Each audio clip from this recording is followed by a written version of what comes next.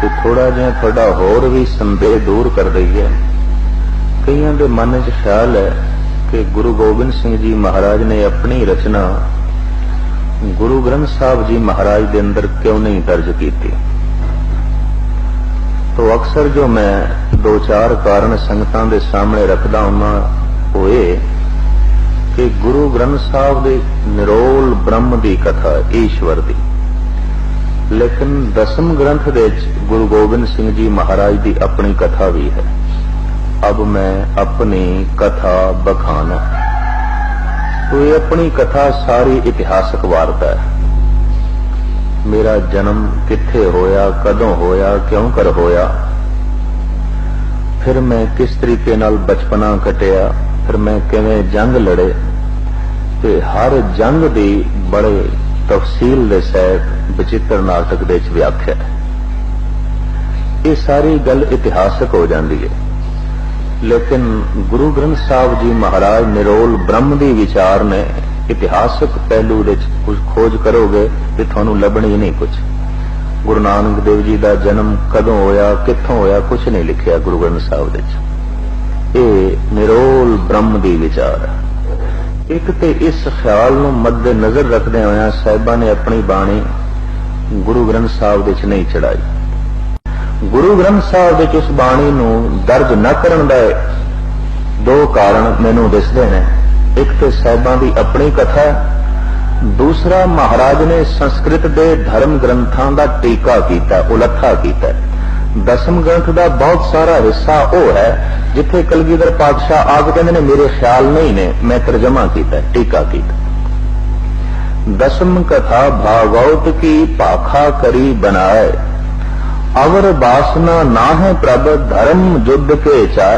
भाखा कहते टीके में भी ये जड़ा मैं भागवत पुराण ये जो श्री कृष्ण जी की जीवन कथा लिख रहा, आपनों पता हो दसम ग्रंथ दे च रामा अवतार, कृष्णा अवतार ये बाणियां भी हैं, 24 अवतारां की कथा भी है। ये अवतारां की कथा सारी की सारी संस्कृत दे च लिखी हुई सी ते ब्राह्मण सिर्फ ब्राह्मण नूं पढ़ांदा सी, क्योंकि उन्हां दा कहना सी भी संस्कृत पढ़ना सिर्फ ब्राह्मण का ही हक है, दूजे तीजे का नहीं। तो आम लोगों को पता ही नहीं चलता सी ना धर्म ग्रंथां दे च की है। पाउंटा साहब विच बैठ के कलगीधर पातशाह ने जुरत की है, उन्हां तमाम धर्म ग्रंथां का उलथा कर छड़िया, टीका कर छड़े, ताकि लोगों को पता चले बई की है।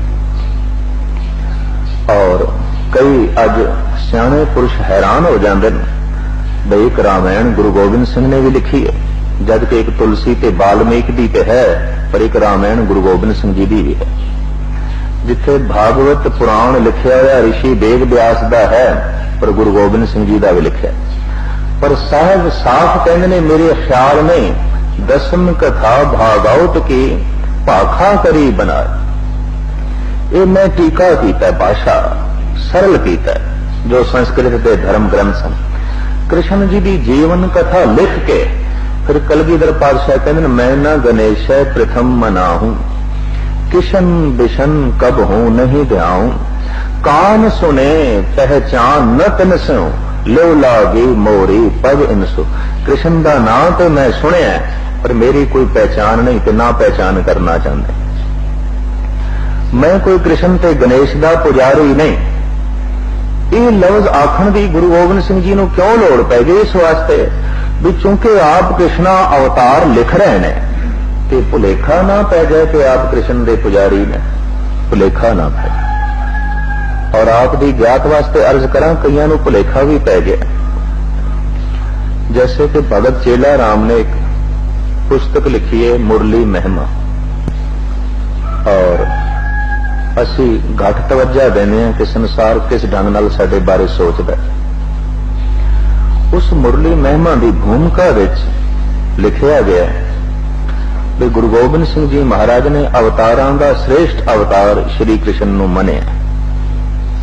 अगां बहुत खुल के ते नहीं कह सके, लेकिन अपनी भावना दर्शा गया। ਉਹਦੇ कृष्णा अवतार दे उसने छंद भी बकायदा दर्ज कीते ते ਉਹਦਾ टीका भी कीता है। छंद किस वक्त मैं आपनूं सुणावांगा।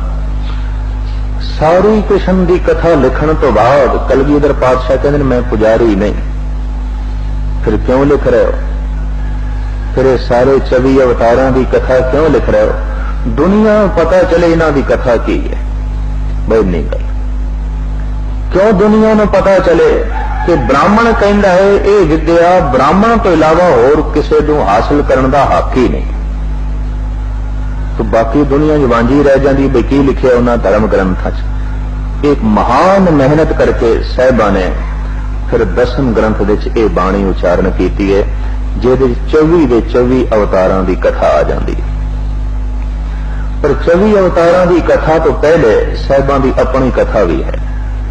उस अपनी कथा नूं महाराज ने लिखिया बचित्र नाटक, उस दे च सारी कथा।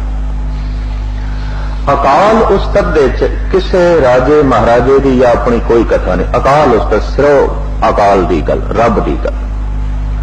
जिथे बचित्र नाटक या चंडी चरित्र या कृष्णा अवतार रामा अवतार चलते हैं, उत्थे व्यक्तियों की गल चलती है, श्रेष्ठ व्यक्तियों की, उत्तम महान व्यक्तियां जड़ियां हुई उन्हां दी गल। पर जिथे अकाल उस्तत है तो किसी व्यक्ति की गल नहीं, शक्ति की गल है, परमात्मा की गल है, ईश्वर की गल है। उस अकाल उस्तत दे चंद सवाल ने कि मैं वो थोड़े सामने रखा। कुछ खुशकिस्मत सज्जन होंगे जिन्होंने कदी कदी 10वें ग्रंथ का अध्ययन किया होगा, और ये कोशिश भी करनी चाहिए 5-10 अंग गुरु ग्रंथ साहब जी महाराज के रोज पढ़ने चाहिए।